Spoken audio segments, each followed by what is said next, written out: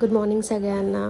प्रतीक्षाज food आपल्या या चॅनलमध्ये तुमच्या सगळ्यांचं स्वागत आहे. आज आपण एकदम सोपी रेसिपी बघत आहोत कांदे पोह्यांची.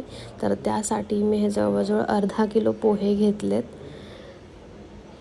हे मीठ आहे, चवीनुसार मीठ आपल्याला घ्यायचं आहे. त्याच्यानंतर हळद, हे जिरं, मोहरी, शेंगदाणे घेतलेत मी. फोडणीसाठी कांदा घेतला आहे, बारीक चिरलेली हिरवी मिरची घेतली आहे, कढीपत्ता, बारीक चिरलेला टोमॅटो घेतला आहे आणि थोडीशी आपण बारीक चिरलेली कोथिंबीर घेतली आहे. तर चला पाहूया आता आपण याची कृती काय आहे. तर एक पातेल्यामध्ये मी जवळजवळ 2 पळ्या तेल घालते आहे. तेल जसं की मी नेहमी बोलते गरम आपल्याला करून घ्यायचे. त्यानंतर जे शेंगदाणे आहेत ते आपल्याला मस्त असे लालसर करून घ्यायचे आहेत. तुम्ही बघू शकताय मी छान प्रकारे शेंगदाणे भाजलेले आहेत. हे शेंगदाणे आपल्याला एका प्लेटमध्ये काढून घ्यायचे आहेत. त्यानंतर आपण ते डेकोरेशनसाठी वापरूया. यानंतर मी मोहरी घातली आहे. मोहरी छान तडतडून द्यायची. जेव्हा आपण जिरं टाकतो त्यावेळेस गॅसची फ्लेम आपल्याला पूर्णपणे लो करायची. बारीक चिरलेली मिरची आपल्याला यामध्ये घालून घ्यायची आहे.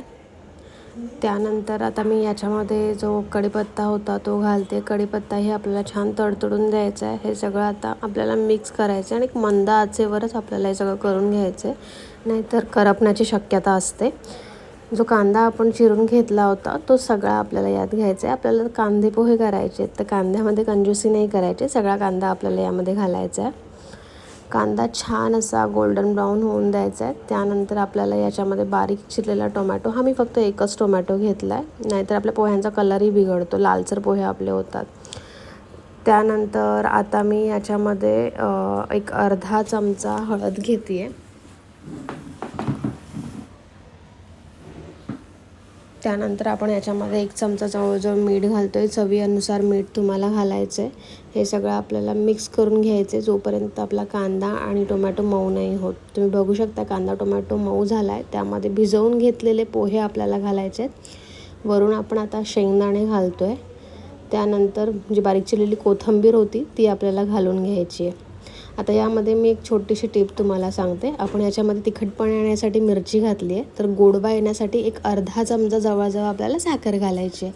त्याच्यामुळे पोह्यांची चव मस्त अशी तिखट आणि गोडसर लागते. हे सगळं मिश्रण आता आपल्याला मिक्स करून घ्यायचं आहे. तुम्ही बघू शकता पोहे बनवायला जास्तीत जास्त 5 ते 10 मिनटं लागतात.